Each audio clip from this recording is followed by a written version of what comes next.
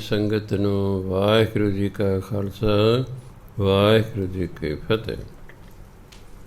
ਸ਼੍ਰੀ ਗੁਰੂ ਗ੍ਰੰਥ ਸਾਹਿਬ ਦੇ ਅੰਗ ਨੰਬਰ 129 ਤੇ ਹੇਠੋਂ 8ਵੀਂ ਪੰਕਤੀ ਹੈ, 4 ਨੰਬਰ ਤੋਂ ਬਾਅਦ। ਪਈ ਅੜੈ ਧਨ ਕੰਤ ਸੰਭਾਲੇ, ਗੁਰ ਪ੍ਰਸਾਦੀ ਵੇਖੈ ਨਾਲੇ, ਪਿਰਕੈ ਸਹਿਜ ਰਹਿ ਰੰਗ ਰਾਤੀ, ਸ਼ਬਦ ਸ਼ਿੰਗਾਰ ਬਣਾਵਣਿਆ। ਪਈੜ ਪੇਕੇ ਕਰਜ ਭਾਵ ਇਸ ਜੀਵਨ ਵਿੱਚ, ਧਨ ਭਾਵ ਜੀਵ ਇਸਤਰੀ, ਕੰਤ ਪਤੀ ਭਾਵ ਪਰਮਾਤਮਾ, ਸੰਭਾਲੇ ਯਾਦ ਕਰਨਾ। ਜਿਹੜੀ ਜੀਵ ਇਸਤਰੀ ਪੇਕੇ ਘਰ 'ਚ ਪ੍ਰਭੂ ਪਤੀ ਨੂੰ ਯਾਦ ਰੱਖਦੀ ਹੈ, ਭਾਵ ਇਸ ਜੀਵਨ 'ਚ ਜਿਹੜਾ ਵਿਅਕਤੀ ਪਰਮਾਤਮਾ ਨੂੰ ਯਾਦ ਰੱਖਦਾ ਹੈ, ਗੁਰ ਪ੍ਰਸਾਦੀ ਵੇਖੈ ਨਾਲ, ਉਸ 'ਤੇ ਫਿਰ ਗੁਰੂ ਦੀ ਕਿਰਪਾ ਹੋ ਜਾਂਦੀ ਹੈ। ਫਿਰ ਉਹ ਪਰਮਾਤਮਾ ਨੂੰ ਨਾਲ ਹੀ ਵੇਖਦੀ ਹੈ। ਹੁਣ ਤੱਕ ਕੋਈ ਕਹਿੰਦੇ ਪਰਮਾਤਮਾ ਸੱਚਖੰਡ ਬੈਠਾ ਹੈ ਜੀ, ਕੋਈ ਕਹਿੰਦਾ ਕਿਤੇ ਹੈ ਜੀ। ਫਿਰ ਉਹ ਦੇਖਦਾ ਕਿ ਪਰਮਾਤਮਾ ਦੇ ਨਾਲ ਹੀ ਹੈ। ਪਿਰਕੈ ਸਹਿਜ ਰਹਿ ਰੰਗ ਰਾਤੀ, ਉਹ ਪਰਮਾਤਮਾ ਪ੍ਰਭੂ ਪਤੀ ਦੇ ਪਿਆਰ ਵਿੱਚ ਸਹਿਜ ਸੁਭਾਈ ਪਿਆਰ 'ਚ ਰੰਗੀ ਰਹਿੰਦੀ। ਸਹਿਜ ਸੁਭਾਈ ਪ੍ਰਭੂ ਪਤੀ ਦੇ ਪਿਆਰ ਵਿੱਚ ਰੰਗੀ ਰਹਿੰਦੀ ਹੈ। ਸ਼ਬਦ ਸ਼ਿੰਗਾਰ ਬਣਾਵਣੇ, ਅਤੇ ਉਹ ਪਰਮਾਤਮਾ ਦੇ ਨਾਮ ਨੂੰ ਆਪਣਾ ਸ਼ਿੰਗਾਰ ਬਣਾਉਂਦੀ ਹੈ। ਲੋਕ ਤਾਂ ਕੋਈ ਗਹਿਣੇ ਪਾ ਕੇ ਹਾਰ ਸ਼ਿੰਗਾਰ ਕਰਦੇ ਨੇ। ਸਾਧੂਆਂ ਲਈ ਪਰਮਾਤਮਾ ਦਾ ਨਾਮ ਹੀ ਹਾਰ ਸ਼ਿੰਗਾਰ ਹੁੰਦਾ ਹੈ। ਸੰਤ ਮਹਾਤਮਾ ਕੋਈ ਗਹਿਣੇ ਗੁਣੇ ਨਹੀਂ ਪਾਉਂਦੇ, ਪਰਮਾਤਮਾ ਦਾ ਨਾਮ ਹੀ ਉਹਨਾਂ ਲਈ ਸ਼ਿੰਗਾਰ ਹੁੰਦਾ ਹੈ। ਇਸ ਲਈ ਜਿਹੜੀ ਜੀਵ ਇਸਤਰੀ ਇਸ ਜੀਵਨ ਦੇ ਵਿੱਚ ਪਰਮਾਤਮਾ ਨੂੰ ਯਾਦ ਕਰਦੀ ਰਹਿੰਦੀ ਹੈ, ਗੁਰੂ ਦੀ ਕਿਰਪਾ ਨਾਲ ਉਹ ਪਰਮਾਤਮਾ ਨੂੰ ਨਾਲ ਹੀ ਵੇਖ ਲੈਂਦੀ ਹੈ। ਫਿਰ ਉਹ ਸਹਿਜ ਸੁਭਾਅ ਹੀ ਪਰਮਾਤਮਾ ਪਿਆਰ 'ਚ ਰੰਗੀ ਰਹਿੰਦੀ ਹੈ ਅਤੇ ਪਰਮਾਤਮਾ ਦੇ ਨਾਮ ਨੂੰ ਆਪਣਾ ਸ਼ਿੰਗਾਰ ਬਣਾਉਂਦੀ ਹੈ। ਪਰਮਾਤਮਾ ਦਾ ਨਾਮ ਹੀ ਉਹਨਾਂ ਲਈ ਸ਼ਿੰਗਾਰ ਹੁੰਦਾ ਹੈ। ਸਫਲ ਜਨਮ ਜਿਨ੍ਹਾਂ ਸਤਿਗੁਰ ਪਾਇਆ, ਦੂਜਾ ਭਾਉ ਗੁਰ ਸ਼ਬਦ ਜਲਾਇਆ, ਏਕੋ ਰਬ ਰਿਹਾ ਘਟ ਅੰਤਰ, ਮਿਲ ਸਤ ਸੰਗਤ ਹਰ ਗੁਣ ਗਾ ਬਣਿਆ। ਕਹਿੰਦੇ ਸਫਲ ਜਨਮ ਜਿਨ੍ਹਾਂ ਸਤਿਗੁਰ ਪਾਇਆ, ਜਨਮ ਭਾਵ ਜੀਵਨ, ਜਿਨ੍ਹਾਂ ਨੂੰ ਸਤਿਗੁਰੂ ਮਿਲ ਗਿਆ ਹੈ ਉਹਨਾਂ ਦਾ ਜੀਵਨ ਸਫਲ ਹੋ ਗਿਆ। ਹੁਣ ਸਵਾਲ ਉਹ ਕਿਵੇਂ ਸਫਲ ਹੋ ਗਿਆ? ਵੀ ਗੁਰੂ ਦੇ ਮਿਲਣ ਨਾਲ। ਦੂਜਾ ਭਾਉ ਮਾਇਆ ਦਾ ਪਿਆਰ, ਰੱਬ ਤੋਂ ਬਿਨਾਂ ਬਾਕੀ ਸਾਰਾ ਕੁਛ ਮਾਇਆ ਹੈ। ਧਰਮ ਅਨੁਸਾਰ ਰੱਬ ਨੇ ਜੋ ਕੁਝ ਵੀ ਬਣਾਇਆ ਹੈ ਉਸ ਨੂੰ ਕਹਿੰਦੇ ਨੇ ਮਾਇਆ, ਅਤੇ ਰੱਬ ਨੂੰ ਛੱਡ ਕੇ ਕਿਸੇ ਹੋਰ ਨੂੰ ਪਿਆਰ ਕਰਨਾ ਕਹਿੰਦੇ ਮਾਇਆ ਨੂੰ ਪਿਆਰ ਕਰਨਾ, ਉਹਨੂੰ ਦੂਜਾ ਭਾਉ ਕਹਿੰਦੇ। ਦੂਜਾ ਭਾਉ ਗੁਰ ਸ਼ਬਦ ਜਲਾਇਆ, ਉਹ ਮਾਇਆ ਦੇ ਪਿਆਰ ਨੂੰ ਗੁਰੂ ਦੇ ਸ਼ਬਦ ਰਾਹੀਂ ਸਾੜ ਦਿੰਦਾ। ਮਾਇਆ ਦਾ ਮੋਹ ਹੀ ਖਤਮ ਹੋ ਜਾਂਦਾ। ਜਦੋਂ ਮਾਇਆ ਦਾ ਮੋਹ ਖਤਮ ਹੋ ਗਿਆ ਤਾਂ ਫਿਰ ਰੱਬ ਨਾਲ ਸਿੱਧਾ ਹੀ ਪਿਆਰ ਹੋ ਜਾਂਦਾ। ਦੋ ਹੀ ਚੀਜ਼ਾਂ ਨੇ, ਇੱਕ ਰੱਬ ਹੈ, ਇੱਕ ਮਾਇਆ ਹੈ।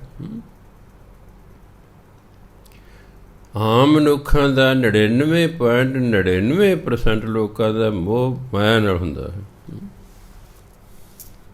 ਕਿਉਂਕਿ ਮਾਇਆ ਬਿਨਾਂ ਗੁਜ਼ਾਰਾ ਹੀ ਨਹੀਂ। ਰੱਬ ਬਿਨਾਂ ਤਾਂ ਕਹਿੰਦਾ ਗੁਜ਼ਾਰਾ ਹੋ ਜਾਊਗਾ, ਰੱਬ ਮਿਲੇ ਨਾ ਮਿਲੇ ਤਾਂ ਵੀ ਸਰੀ ਜਾਂਦੀ ਜ਼ਿੰਦਗੀ, ਪਰ ਮਾਇਆ ਤੋਂ ਬਿਨਾਂ ਤਾਂ ਜੀਵਨ ਨਰਕ ਹੋ ਜਾਂਦਾ ਹੈ। ਗਰੀਬੀ ਆਪਣੇ ਆਪ 'ਚ ਨਰਕ ਹੈ। ਗਰੀਬ ਨੂੰ ਤਾਂ ਰੱਬ ਬਾਰੇ ਸੁਝਦਾ ਹੀ ਨਹੀਂ ਹੈ। ਹੁਣ ਤਾਂ ਰੋਟੀ ਪਾਣੀ ਦੇ ਫਿਕਰ ਪਿਆ ਰਹਿੰਦਾ ਹੈ। ਇਹ ਤਾਂ ਆਪਾਂ ਜਿਹੜੇ ਦਰਮਿਆਨੇ ਲੋਕ ਹਨ, ਇਹ ਰੱਬ ਬਾਰੇ ਕੁਝ ਸੋਚਦੇ ਹਾਂ। ਅਤੀ ਗਰੀਬ ਹੈ, ਉਹ ਵੀ ਨਾਮ ਨਹੀਂ ਜਪ ਸਕਦਾ, ਉਹਨੂੰ ਚਿੰਤਾ ਲੱਗੀ ਦੀ ਕੱਲ੍ਹ ਦੀ ਰੋਟੀ ਦੀ।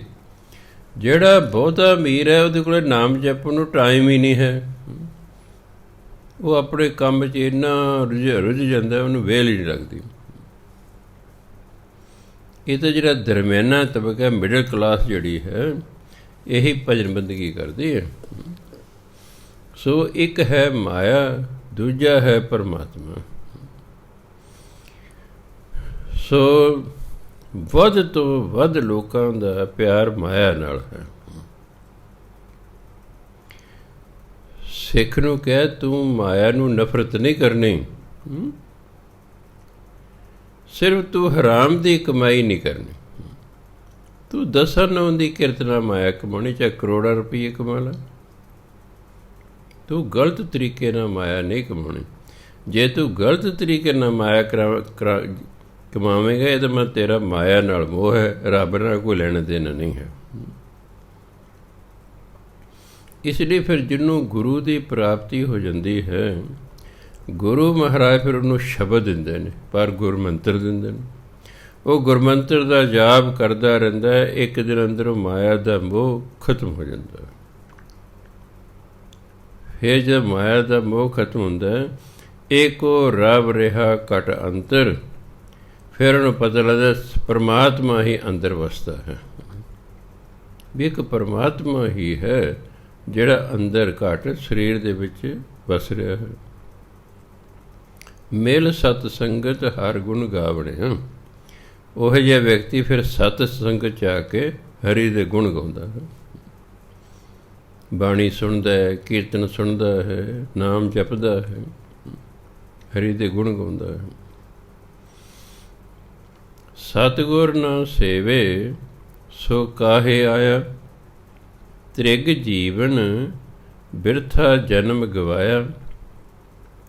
ਮਨਮੁਖ ਨਾਮ ਚਿਤ ਨ ਆਵੈ, ਬਿਰ ਨਾਮੇ ਬਹੁਤ ਦੁੱਖ ਪਾਵਣਿਆ।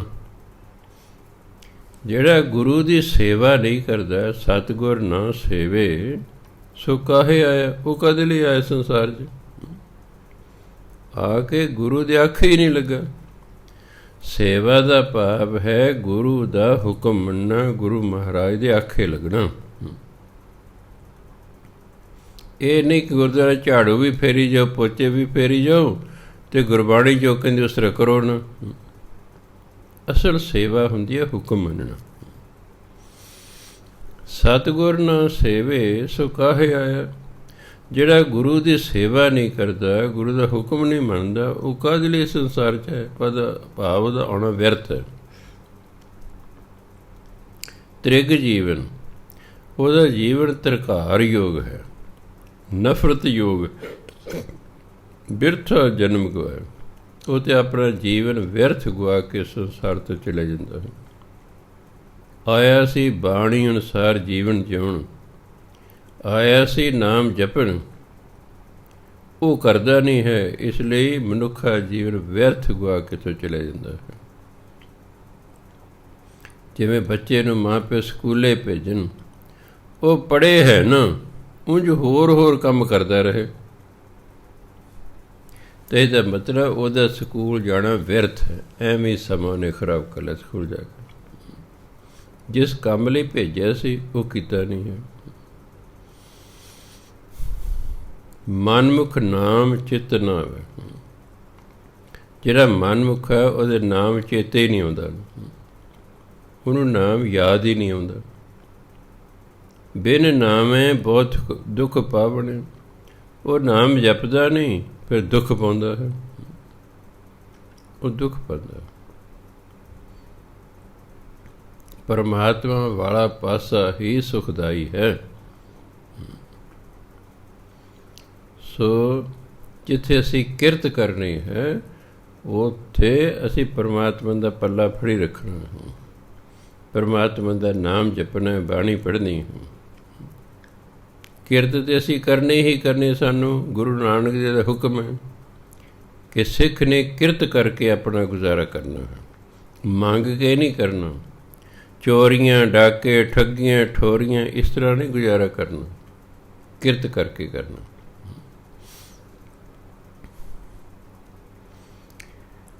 अगे कहते जिन सिस्ट साजी सोई जाने, आपे मेले शब्द पछाणे।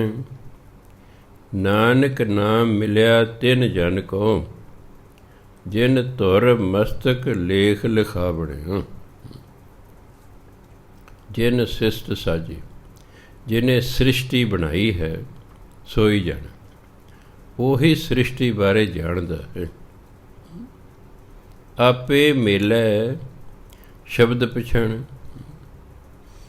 ਜਦੋਂ ਮਨੁੱਖ ਨੂੰ ਨਾਮ ਰਾਹੀਂ ਪਰਮਾਤਮਾ ਦੀ ਪਹਿਚਾਣ ਆ ਜਾਂਦੀ ਹੈ, ਉਸ ਜੀਵ ਨੂੰ ਪਰਮਾਤਮਾ ਆਪਣੇ ਨਾਲ ਮਿਲਾ ਲੈਂਦਾ ਹੈ।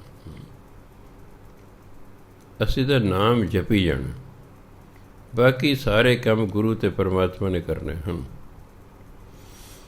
ਨਾਨਕ ਨਾਮ ਮਿਲਿਆ ਤਿੰਨ ਜਨ ਕੋ, ਪਰ ਨਾਮ ਵੀ ਉਹਨਾਂ ਵਿਅਕਤੀਆਂ ਨੂੰ ਮਿਲਦਾ ਹੈ ਜਿਨ ਤੁਰ ਮਸਤਕ ਲੇਖ ਲਿਖਾਵਣਿਆ, ਜਿਹੜਾ ਤੁਰੋਂ ਹੀ ਮੱਥੇ 'ਤੇ ਲੇਖ ਲਿਖਾ ਕੇ ਆਇਆ। ਜਿਹੜਾ ਤੁਰੋਂ ਮੱਥੇ 'ਤੇ ਲੇਖ ਲਿਖਾਇਆ ਨਾ ਜਿਹਨੇ, ਵੀ ਤੂੰ ਗੁਰੂ ਵਾਲਾ ਹੋਵੇਂਗਾ, ਫਿਰ ਤੂੰ ਨਾਮ ਜਪੇਂਗਾ, ਫਿਰ ਤੇਰਾ ਪਰਮਾਤਮਾ ਨਾਲ ਮੇਲ ਹੋਵੇਗਾ। ਜਿਹਦਾ ਲਿਖਿਆ ਹੁੰਦਾ ਹੈ ਉਹੀ ਗੁਰੂ ਧਾਰਨ ਕਰਦਾ, ਉਹੀ ਨਾਮ ਜਪਦਾ।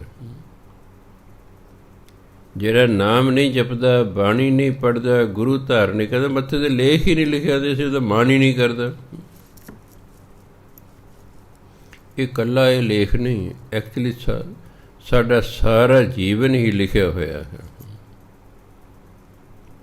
ਅਸੀਂ ਐਵੇਂ ਨਹੀਂ ਬਾਣੀ ਸਿੱਖਣ ਆ ਗਏ, ਐਵੇਂ ਨਹੀਂ ਸਤਸੰਗ ਕਰਨ ਆ ਗਏ, ਇਹ ਸਾਡੇ ਭਾਗਾਂ 'ਚ ਲਿਖਿਆ ਹੋਇਆ ਹੈ। ਉਹ ਜਿਹੜੀ ਲਿਖਤ ਹੈ ਫਿਰ ਸਾਨੂੰ ਪ੍ਰੇਰਦੀ ਹੈ। ਸਾਡੀ ਕਿਸਮਤ ਸਾਨੂੰ ਉਹ ਕਰਮ ਕਰਨ ਲਈ ਪ੍ਰੇਰਦੀ ਹੈ ਜੋ ਸਾਡੀ ਕਿਸਮਤ 'ਚ ਕਰਮ ਲਿਖਿਆ ਹੁੰਦਾ ਹੈ। ਅਸੀਂ ਪਿਛਲੇ ਜਨਮਾਂ ਜੋ ਕਰਮ ਕੀਤੇ ਉਹ ਸਾਡੀ ਕਿਸਮਤ ਹੋ ਗਈ। ਹੁਣ ਜਿਹੜੇ ਅਸੀਂ ਕਰਮ ਕਰਦੇ ਹਾਂ ਆਪਣੀ ਕਿਸਮਤ ਅਨੁਸਾਰ ਕਰਦੇ ਹਾਂ। ਕਿਸਮਤ ਸਾਨੂੰ ਪ੍ਰੇਰਦੀ ਹੈ, ਆਹ ਕਰ, ਆਹ ਨਾ ਕਰ, ਬੰਦਾ ਉਸ ਤਰ੍ਹਾਂ ਹੀ ਫਿਰ ਕਰਦਾ।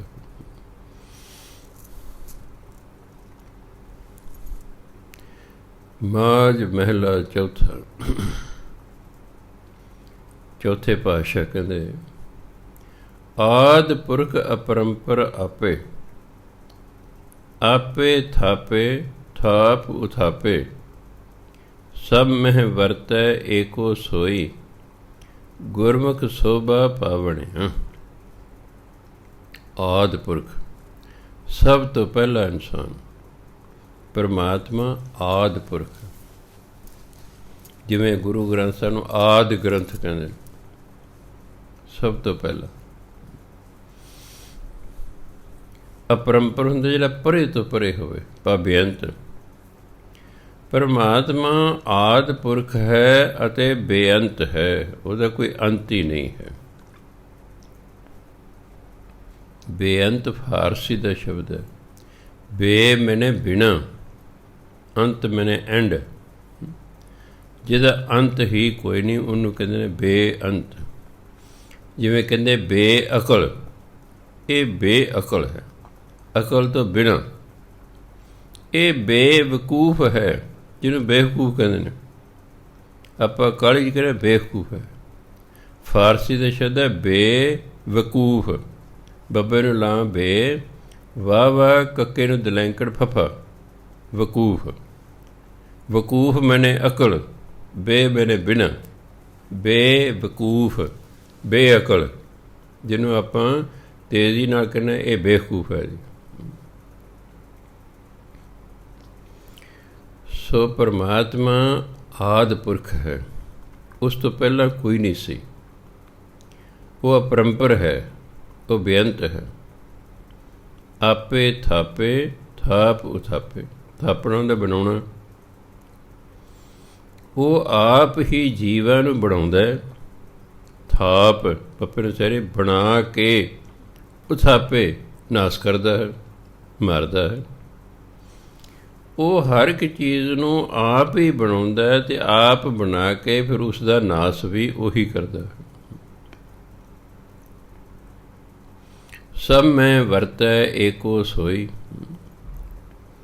ਸਾਰਿਆਂ ਦੇ ਵਿੱਚ ਪਰਮਾਤਮਾ ਹੀ ਵਰਤਦਾ ਹੈ। ਗੁਰਮੁਖ ਸੋਭਾ ਪਾਵਨ। ਅਤੇ ਜਿਹੜਾ ਗੁਰਮੁਖ ਹੁੰਦਾ ਹੈ, ਜੋ ਗੁਰੂ ਦੇ ਆਖੇ ਲੱਗਦਾ ਹੈ, ਉਹਨੂੰ ਵਡਿਆਈ ਪ੍ਰਾਪਤ ਹੁੰਦੀ ਹੈ, ਲੋਕ 'ਚ ਵੀ ਪਰਲੋਕ 'ਚ ਵੀ। ਉਹਦੀ ਲੋਕ ਪਰਲੋਕ 'ਚ ਵਡਿਆਈ ਹੁੰਦੀ ਹੈ। ਕਿਹਦੀ? ਗੁਰਮੁਖ ਦੀ।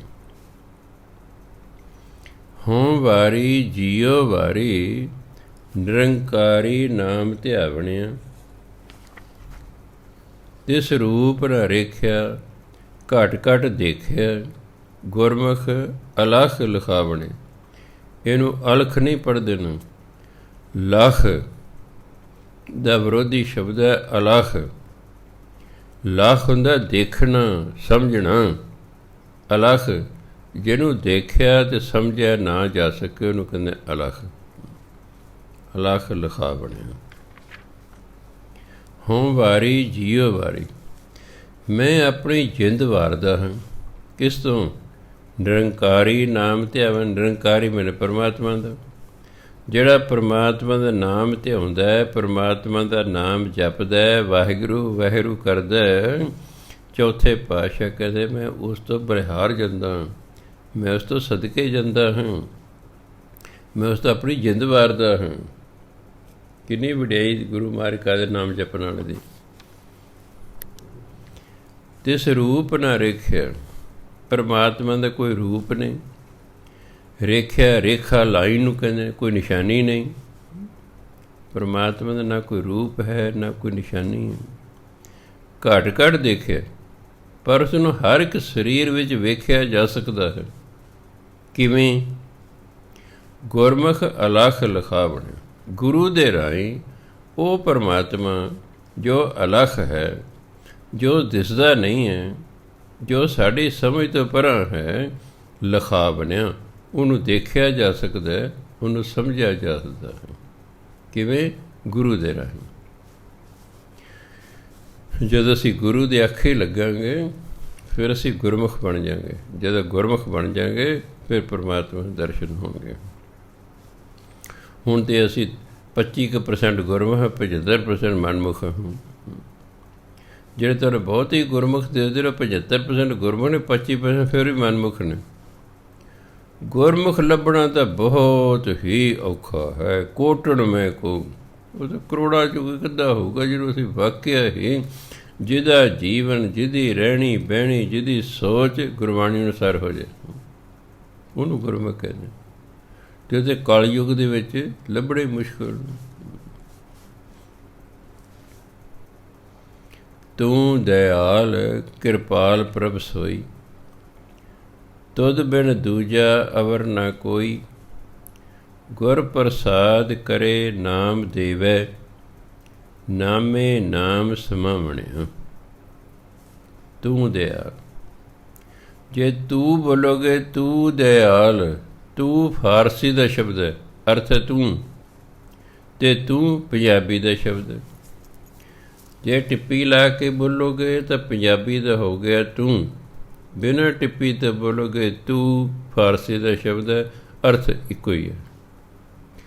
ਤੂੰ ਵੀ ਪੜ੍ਹ ਸਕਦੇ ਹੋ, ਇਸ ਨੂੰ ਤੂੰ ਵੀ ਪੜ੍ਹ ਸਕਦੇ ਹੋ, ਪਰ ਇਹ ਲਾਈਨ ਦੇ ਵਿੱਚ ਹੋਰ ਕੋਈ ਸ਼ਬਦ ਫਾਰਸੀ ਦਾ ਨਹੀਂ ਆਇਆ। ਇਹਦਾ ਮਤਲਬ ਪੰਜਾਬੀ ਦਾ ਇਹਨੂੰ ਟਿੱਪੀ ਲਾ ਕੇ ਪੜ੍ਹਨਾ। ਜਿਹੜੀ ਕੋਈ ਲਾਈਨ ਫਾਰਸੀ ਦੀ ਆਵੇਗੀ ਉੱਥੇ ਤੁਸੀਂ ਤੂੰ ਪੜ੍ਹ ਸਕਦੇ ਹੋ। ਤੂੰ ਦਇਆਲ ਕਿਰਪਾਲ ਪ੍ਰਭ ਸੋਈ। ਤੁਝ ਬਿਨ ਦੂਜਾ ਅਵਰ ਨਾ ਕੋਈ। ਗੁਰ ਪ੍ਰਸਾਦ ਕਰੇ ਨਾਮ ਦੇਵੈ। ਨਾਮੇ ਨਾਮ ਸਮਾਵਣਿ। ਤੂੰ ਦਇਆਲ, ਤੂੰ ਦਿਆਲੂ ਹੈ। ਕਿਰਪਾਲ, ਤੂੰ ਕਿਰਪਾਲੂ ਹੈ। ਪ੍ਰਭ ਸੋਈ।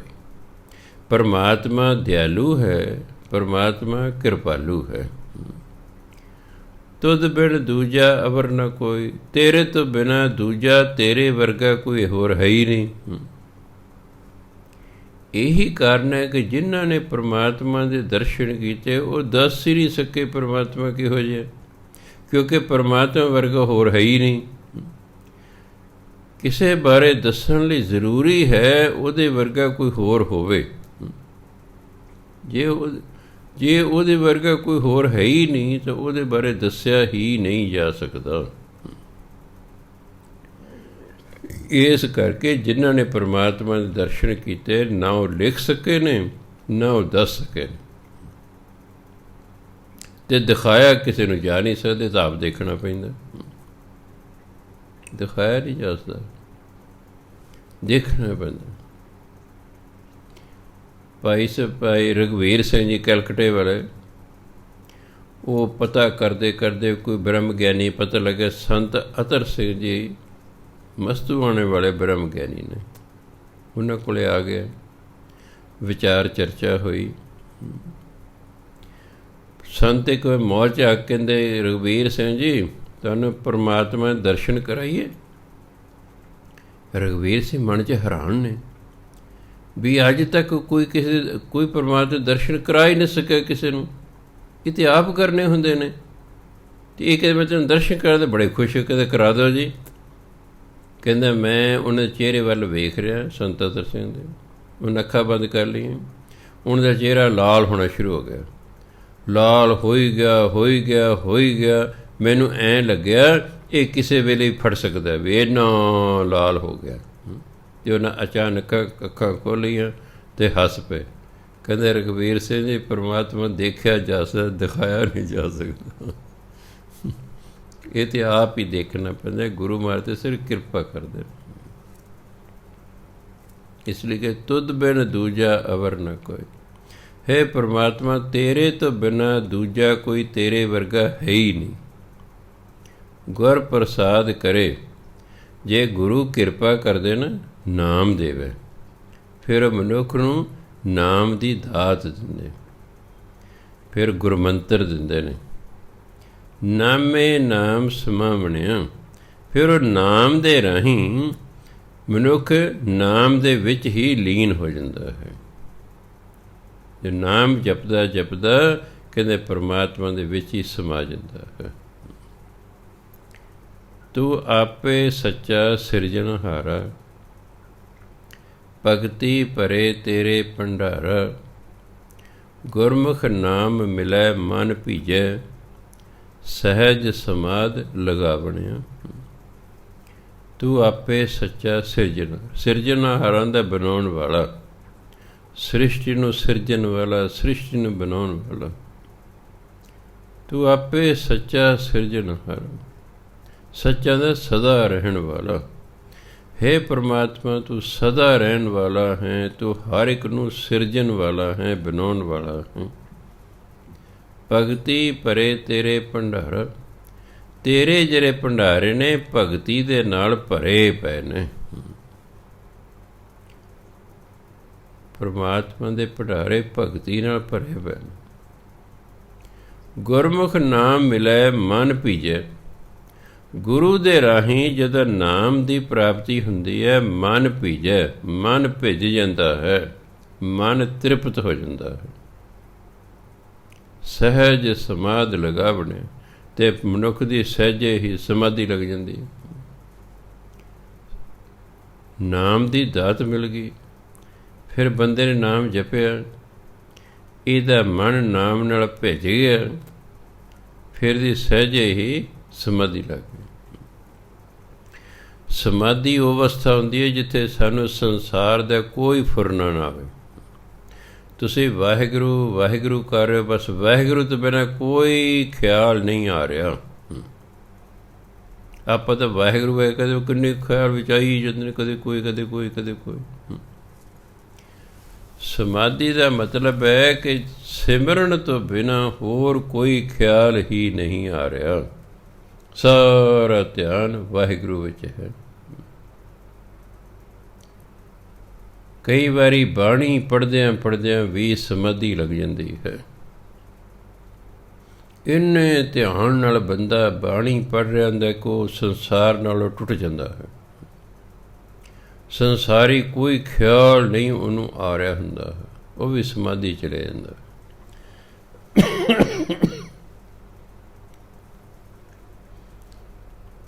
ਸਮਾਧੀ ਤੋਂ ਜਦੋਂ ਬਾਅਦ ਬੰਦਾ ਸਾਵਧਾਨ ਹੁੰਦਾ, ਮੁੜ ਕੇ ਪਹਿਲੀ ਅਵਸਥਾ 'ਚ ਆਉਂਦਾ, ਉਹਨੂੰ 1-2 ਦਿਨ ਨਹੀਂ, ਕਈ ਮਹੀਨੇ ਆਨੰਦ ਨਾਲ ਉਹਦੇ ਬੀਤਦੇ ਹਨ। ਜਿਵੇਂ ਕੋਈ ਬੰਦਾ ਨਸ਼ਾ ਕਰ ਲੈਣਾ ਅਤੇ ਧਰਤੀ 'ਤੇ ਪੈਰ ਉਹਦੇ ਠੀਕ ਨਹੀਂ ਲੱਗਦੇ। ਜਦੋਂ ਸਮਾਧੀ ਤੋਂ ਬੰਦਾ ਉਖੜਦਾ ਨਾ, ਫਿਰ ਕਿੰਨੇ ਦਿਨ ਉਹ ਨਸ਼ੇ 'ਚ ਹੀ ਰਹਿੰਦਾ, ਉਹ ਆਨੰਦ 'ਚ ਰਹਿੰਦਾ ਹੈ। ਉਹਦਾ ਕੋਈ ਜੀਅ ਨਹੀਂ ਕਰਦਾ ਸੰਸਾਰਿਕ ਗੱਲਾਂ ਕਰਨ ਨੂੰ ਕਿਸੇ ਨਾਲ, ਇੰਨਾ ਆਨੰਦ ਉਸ ਨੂੰ ਆ ਜਾਂਦਾ ਹੈ। ਗੁਰੂ ਮਹਾਰਾਜ ਕਹਿੰਦੇ, ਅਣ ਦਿਨ ਗੁਣ ਗਾਵਾਂ ਪ੍ਰਭ ਤੇਰੇ, ਤੁਧ ਸਲਾਹੀ। ਕਿਉਂਕਿ ਤੇਰੇ ਆ ਗਏ ਨੇ, ਇਹਦੇ ਵਿੱਚ ਮੈਂ ਗਾ ਰਿਹਾ। ਜਦੋਂ ਮੈਂ ਦੀ ਭਾਵਨਾ ਵਾਕ ਦੇ ਵਿੱਚ ਹੋਵੇ, ਉਦੋਂ ਫਿਰ ਕਿਰਿਆ ਨਕਰੀ ਬੁਲੀ ਜਾਂਦੀ। ਸਲਾਹੀ ਨੂੰ ਪੜਾਂਗੇ ਸਲਾਹੀ। ਅਣ ਦਿਨ ਗੁਣ ਗਾਵਾਂ, ਹੁਣ ਗਾਵਾਂ ਨਕਰੀ ਬੋਲਣਾ, ਕਿਉਂਕਿ ਮੈਂ ਗਾਉਂਦਾ ਹਾਂ। ਅਣ ਦਿਨ ਗੁਣ ਗਾਵਾਂ ਪ੍ਰਭ ਤੇਰੇ, ਹੇ ਪਰਮਾਤਮਾ ਤੇਰੇ ਗੁਣ ਦਿਨ ਰਾਤ ਗਾਉਂਦਾ ਹਾਂ। ਜਦੋਂ ਇਸ ਤਰ੍ਹਾਂ ਮੈਂ ਦੀ ਭਾਵਨਾ ਹੋਵੇ, ਜਿਹੜੀ ਕਿਰਿਆ ਹੁੰਦੀ ਹੈ, ਅਣ ਦਿਨ ਗੁਣ ਗਾਵਾਂ ਪ੍ਰਭ ਤੇਰੇ, ਇਹਦੇ ਵਿੱਚ ਜਿਹੜਾ ਗਾਵਾਂ ਸ਼ਬਦ ਹੈ ਉਹ ਕਿਰਿਆ ਹੈ। ਇਸ ਲਈ ਗਾਵਾ ਨਹੀਂ ਪੜ੍ਹਨਾ, ਕੀ ਪੜ੍ਹਨਾ? ਗਾਵਾਂ। ਤੁਧ ਸਲਾਹੀ ਪ੍ਰੀਤਮ ਮੇਰੇ, ਤੁਧ ਸਲਾਹੀ ਪ੍ਰੀਤਮ ਮੇਰੇ, ਚਾਰਾਂ ਦੇ ਵਿੱਚ ਜਿਹੜਾ ਸਲਾਹੀ ਸ਼ਬਦ ਹੈ ਉਹ ਕਿਰਿਆ ਹੈ। ਇਸ ਲਈ ਉਹਨੂੰ ਸਲਾਹੀ ਨਹੀਂ ਪੜ੍ਹਨਾ, ਸਲਾਹੀ, ਕਿਉਂਕਿ ਇਹ 'ਚ ਮੈਂ ਦੀ ਮੈਂ ਸਲਾਉਂਦਾ ਹਾਂ। ਤੁਧ ਸਲਾਹੀ ਪ੍ਰੀਤਮ ਮੇਰੇ, ਤੁਧ ਬਿਨ ਅਵਰ ਨ ਕੋਈ ਜਾਚਾਂ। ਜੱਚੇ ਨੂੰ ਕਰਨਾ ਬਿੰਦੇ। ਜਾਚਾ ਹੁੰਦਾ ਮੰਗਣਾ, ਯਾਚਨਾ ਕਰਨਾ। ਤੁਧ ਬਿਨ ਅਵਰ ਨ ਕੋਈ ਜਾਚਾਂ, ਗੁਰ ਪ੍ਰਸਾਦੀ ਤੂੰ ਪਾਵਣਿਆ। ਕਹਿੰਦੇ ਅਣ ਦਿਨ ਗੁਣ ਗਾਵਾਂ ਪ੍ਰਭ ਤੇਰੇ, ਹੇ ਪਰਮਾਤਮਾ ਮੇਰਾ ਜੀ ਕਰਦਾ ਦਿਨ ਰਾਤ ਤੇਰੇ ਗੁਣ ਗਾਉਂਦਾ ਰਹਾਂ। ਤੁਧ ਸਲਾਹੀ ਪ੍ਰੀਤਮ ਮੇਰੇ, ਹੇ ਮੇਰੇ ਪਿਆਰੇ ਪ੍ਰੀਤਮ ਮੈਂ ਤੇਰੀ ਸਿਫਤ ਸਲਾਹ ਕਰਦਾ ਰਹਾਂ। ਤੁਧ ਬਿਨ ਅਵਰ ਨ ਕੋਈ ਜਾਚਾਂ, ਤੇਰੇ ਤੋਂ ਬਿਨਾਂ ਮੈਂ ਹੋਰ ਕਿਸੇ ਤੋਂ ਨਹੀਂ ਮੰਗਦਾ। ਜਾਚਾ ਮੰਗਣਾ, ਤੇਰੇ ਤੋਂ ਬਿਨਾਂ ਮੈਂ ਹੋਰ ਕਿਸੇ ਤੋਂ ਕੋਈ ਨਹੀਂ ਮੰਗਦਾ, ਮੈਂ ਤਾਂ ਬਸ ਤੈਨੂੰ ਹੀ ਮੰਗਦਾ। ਗੁਰ ਪ੍ਰਸਾਦੀ ਤੂੰ ਪਾਵਨੇ, ਗੁਰੂ ਦੀ ਕਿਰਪਾ ਨਾਲ ਤੈਨੂੰ ਪਾਇਆ ਜਾ ਸਕਦਾ ਹੈ। ਕਹਿੰਦੇ ਮੈਂ ਤੇਰੇ ਤੋਂ ਬਿਨਾਂ ਹੋਰ ਕਿਸੇ ਨੂੰ ਮੰਗਦਾ ਹੀ ਨਹੀਂ। ਜਿਹਨੇ ਭਗਤ ਬਣਨਾ ਹੁੰਦਾ, ਜਿਹਨੇ ਸੰਤ ਬਣਨਾ ਹੁੰਦਾ ਹੈ, ਉਹ ਭਜਨ ਬੰਦਗੀ ਕਰਦਾ ਹੋਇਆ ਕੋਈ ਸੰਸਾਰੀ ਚੀਜ਼ ਨਹੀਂ ਮੰਗਦਾ। ਜੇ ਸੰਸਾਰੀ ਚੀਜ਼ ਮੰਗੇਗਾ ਸਾਰੀ ਉਮਰ ਲੱਗਾ ਰਹੇ, ਉਹ ਭਗਤ ਨਹੀਂ ਬਣ ਸਕਦਾ, ਸੰਤ ਨਹੀਂ ਬਣ ਸਕਦਾ। ਉਹ ਸਾਰੀ ਭਜਨ ਬੰਦਗੀ ਅਤੇ ਉਹ ਜਿਹੜੀ ਮੰਗ ਹੈ ਉਸ 'ਤੇ ਲੱਗ ਜਾਏਗੀ। ਜਿਨ੍ਹਾਂ ਨੇ ਸੰਤ ਬਣਨਾ ਹੁੰਦਾ, ਬ੍ਰਹਮ ਗਿਆਨੀ ਬਣਨਾ ਹੁੰਦਾ ਹੈ, ਭਗਤ ਬਣਨਾ ਹੁੰਦਾ ਹੈ, ਉਹ ਪਰਮਾਤਮਾ ਤੋਂ ਬਿਨਾਂ ਹੋਰ ਕੋਈ ਚੀਜ਼ ਮੰਗਦੇ ਹੀ ਨਹੀਂ। ਬਾਣੀ ਪੜ੍ਹਦੇ ਤਾਂ ਇਹ ਸੱਚੇ ਪਾਤਸ਼ਾਹ ਤੂੰ ਦਰਸ਼ਨ ਦੇ, ਨਾਮ ਜਪਦੇ ਤਾਂ ਕਿ ਸੱਚੇ ਪਾਤਸ਼ਾਹ ਤੂੰ ਦਰਸ਼ਨ ਦੇ। ਉਹ ਪਰਮਾਤਮਾ ਬਿਨਾਂ ਹੋਰ ਮੰਗਦੇ ਕੁਛ ਨਹੀਂ। ਅਤੇ ਯਾਦ ਰੱਖੋ, ਜਦੋਂ ਇੱਕੋ ਹੀ ਮੰਗ ਹੋਵੇ ਉਹ 99% ਪੂਰੀ ਜਾਂਦੀ ਹੈ। ਕਿਉਂ? ਫਿਰ ਪਰਮਾਤਮਾ ਵੇਖਦੇ ਵੀ ਇਹ ਤਾਂ ਹੋਰ ਕੁਛ ਮੰਗਦੇ ਹੀ ਨਹੀਂ। ਜੇ ਤਾਂ 2 ਮੰਗਾਂ ਹੋਣ ਤਾਂ ਪਰਮਾਤਮਾ ਇੱਕ ਦੇ ਕੇ ਟਾਲ ਦੇਗਾ। ਜਿਵੇਂ ਸਰਕਾਰ ਕੋਸ਼ਿਸ਼ ਕਰਦੀ ਹੈ ਕਿ ਕਰਮਚਾਰੀ 5-7 ਮੰਗਾਂ ਲੈ ਕੇ ਆਉਣ, ਇੱਕ ਲੈ ਕੇ ਨਾ ਆਉਣ, ਵੀ ਫਿਰ ਇਹਨਾਂ ਨੂੰ ਟਾਲਾਂਗੇ ਕਿਵੇਂ? ਉਹ ਜਿਹੜੇ ਲੀਡਰ ਉਹਨਾਂ ਨੂੰ ਚੱਕ ਦਿੰਦੇ ਨੇ, ਉਹ ਇੱਕ ਨਹੀਂ ਯਾਰ 4-5 ਮੰਗਾਂ ਲਿਆਓ, ਹੁਣ ਚੱਕ ਦਿੰਦੇ, ਸ਼ਾਬਾਸ਼ ਸ਼ਾਬਾਸ਼। ਉਹ ਅੱਛਾ ਚਲੋ ਵੀ ਆ ਗਏ ਤੁਸੀਂ, ਅੱਛਾ ਆ ਮੰਗ ਤੁਹਾਡੀ ਮੰਨੀ ਜਾਂਦੀ ਹੈ, ਇਸ 'ਤੇ ਅਸੀਂ ਵਿਚਾਰ ਕਰਾਂਗੇ। ਜਿਹੜੀ ਗੱਲ ਪੈਸੇ ਵਾਲੀ ਹੋਵੇਗੀ ਨਾ, ਉਸ 'ਤੇ ਸਰਕਾਰ ਕੀ ਇਸ 'ਤੇ ਵਿਚਾਰ ਕਰਾਂਗੇ, ਬਾਕੀ ਮੰਨ ਲੈਂਦੇ ਨੇ। ਸਰਕਾਰਾਂ ਪੈਸਾ ਦੇ ਕੇ ਕਿਸੇ ਨੂੰ ਰਾਜੀ ਨਹੀਂ ਹੁੰਦੀਆਂ। ਤੁਸੀਂ ਗ੍ਰੇਡ ਦੀ ਮੰਗ ਕਰੋ, ਹੋਰ ਮੰਗ ਇਸ ਤਰ੍ਹਾਂ ਨਾ ਟਾਲੀ ਜਾਣਗੇ, ਹੋਰ ਦੇ ਦੇਣਗੇ। ਇਸ ਤਰ੍ਹਾਂ ਰੱਬ ਜੇ ਆਪਾਂ ਦੋ ਮੰਗਾਂ ਰੱਖੀਆਂ ਨਾ, ਉਹ ਇੱਕ ਦੇ ਦੇਗਾ, ਆਪਣੇ ਆਪ ਨਹੀਂ ਦਿੰਦਾ। ਅਤੇ ਜੇ ਮੰਗੀ ਇੱਕ ਵੀ ਸਾਨੂੰ ਤਾਂ ਆਹੀ ਚਾਹੀਦਾ, ਬਸ ਲੱਗੇ ਰਹੋ ਲੱਗੇ ਰਹੋ ਲੱਗੇ ਰਹੋ। ਅਤੇ ਵੱਡੇ ਵੱਡੇ ਕੀ ਗੋਡੇ ਟੇਕ ਦਿੰਦੇ ਫਿਰ। ਸੋ ਇਸ ਲਈ ਕਹਿੰਦੇ ਮੈਂ ਤਾਂ ਹੈ ਪਰਮਾਤਮਾ ਤੇਰੇ ਤੋਂ ਬਿਨਾਂ ਹੋਰ ਮੰਗਦਾ ਹੀ ਨਹੀਂ ਕਿਸੇ ਨੂੰ। ਗੁਰ ਪ੍ਰਸਾਦੀ ਤੂੰ ਪਾਵਣੇ, ਅਤੇ ਤੂੰ ਗੁਰੂ ਦੀ ਕਿਰਪਾ ਨਾਲ ਮਿਲੇਗਾ। ਅਗੰਮ ਅਗੋਚਰ ਮਿਤ ਨਹੀਂ ਪਾਈ। ਇਹਨੂੰ ਅਗਮ ਨਹੀਂ ਪੜ੍ਹਨਾ, ਇਹ ਪੰਜਾਬੀ ਦਾ ਸ਼ਬਦ ਨਹੀਂ ਹੈ, ਇਹ ਸੰਸਕ੍ਰਿਤ ਦਾ ਸ਼ਬਦ ਹੈ। ਇਹ ਅਗੰਮ ਹੈ, ਗੱਗੇ 'ਤੇ ਟਿੱਪੀ ਲਾ ਕੇ ਪੜ੍ਹਨਾ। ਇਹ 99% ਪਾਠੀ ਕੀਤੀ ਨੂੰ ਅਗਮ ਪੜ੍ਹਦੇ ਨੇ। ਅਗਮ ਅਗਮ ਅਪਾਰਾ ਰਹਿ ਰਾਜ ਪੜ੍ਹਦੇ ਨੇ। ਹੈਗਾ ਅਗੰਮ ਅਗੰਮ ਅਪਾਰਾ, ਪੜ੍ਹਦੇ ਨੇ ਅਗਮ ਅਗਮ ਅਪਾਰਾ। ਕਈ ਕਹਿਣਗੇ ਮੈਂ ਤੁਹਾਡੇ ਬੱਚੇ ਕੀ ਨਾਮ ਬਜੇ ਜੀ? ਅਗਮਜੀਤ ਸਿੰਘ। ਮੈਨੇ ਅਗਮ ਨਹੀਂ ਹੁੰਦਾ, ਅਗਮਜੀਤ ਹੁੰਦਾ। ਹੁਣ ਤਾਂ ਕਦੇ ਰੱਖਿਆ ਗਿਆ ਜੀ, ਹੁਣ ਤਾਂ ਕਾਗਜ਼ਾਂ 'ਚ ਆ ਗਿਆ ਅਗਮਜੀਤ ਸਿੰਘ। ਮੈਂ ਠੀਕ ਹੈ ਵੀ ਜੇ ਕਾਗਜ਼ਾਂ ਛੱਡੋ, ਉਹਨੂੰ ਬੁਲਾਇਆ ਕਰੋ ਅਗਮਜੀਤ, ਅਗਮ ਬੁਲਾਇਆ ਕਰੋ। ਅਸਲ ਨਾਮ ਹੈ ਅਗਮ। ਜੇ ਤੱਕ ਕੋਈ ਪਹੁੰਚ ਹੀ ਨਾ ਸਕੇ ਅਤੇ ਉਹ ਪਰਮਾਤਮਾ ਹੀ ਹੁੰਦਾ। ਜਵਾਕਾਂ ਤੱਕ ਤਾਂ ਪਹੁੰਚ ਜਾਂਦੇ ਮਾਂ ਪਿਓ। ਅਗੰਮ ਅਗੋਚਰ ਮਿਤ ਨਹੀਂ ਪਾਈ, ਆਪਣੀ ਕਿਰਪਾ ਕਰੇ। ਦੇਖੋ ਜੇ ਕੱਕੇ ਦੇ ਪੈਰ 'ਚ ਰਾਰਾ ਹੋਵੇ ਫਿਰ ਇਹ ਹਿੰਦੀ ਦਾ ਸ਼ਬਦ ਹੁੰਦਾ, ਫਿਰ ਉਹਨੂੰ ਪੜ੍ਹਨੇ ਕਿਰਪਾ। ਜੇ ਰਾਰਾ ਪੂਰਾ ਹੋਵੇ ਫਿਰ ਉਹ ਪੰਜਾਬੀ ਦਾ ਸ਼ਬਦ ਹੈ, ਫਿਰ ਉਹਨੂੰ ਪੜ੍ਹਨੇ ਕਿਰਪਾ। ਇੱਥੇ ਹਿੰਦੀ ਦਾ ਹੈ, ਇਸ ਲਈ ਪੜ੍ਹਨੇ ਆਪਣੀ ਕਿਰਪਾ ਕਰੇ ਤੂੰ ਲਹਿ ਮਿਲਾਈ। ਤੂੰ ਆ ਗਿਆ ਹੈ ਇਸ ਲਈ ਲੈ ਨਹੀਂ ਆਏਗਾ। ਮੈਂ ਆਵੇ, ਹੂੰ ਆਵੇ, ਤੂੰ ਆਵੇ। ਅੱਗੇ ਜਿਹੜੀ ਕਿਰਿਆ ਨਕਰੀ ਬੋਲੀ ਜਾਂਦੀ ਹੈ, ਲਹਿ ਨੂੰ ਬੋਲਣੇ ਲਹਿ, ਤੂੰ ਲਹਿ ਮਿਲਾਈ। ਆਪਣੀ ਕਿਰਪਾ ਕਰੇ ਤੂੰ ਲਹਿ ਮਿਲਾਈ। ਪੂਰੇ ਗੁਰ ਕੈ ਸ਼ਬਦ ਧਿਆਈਐ, ਸ਼ਬਦ ਸੇਵ ਸੁਖ ਪਾਵਣਿਆ।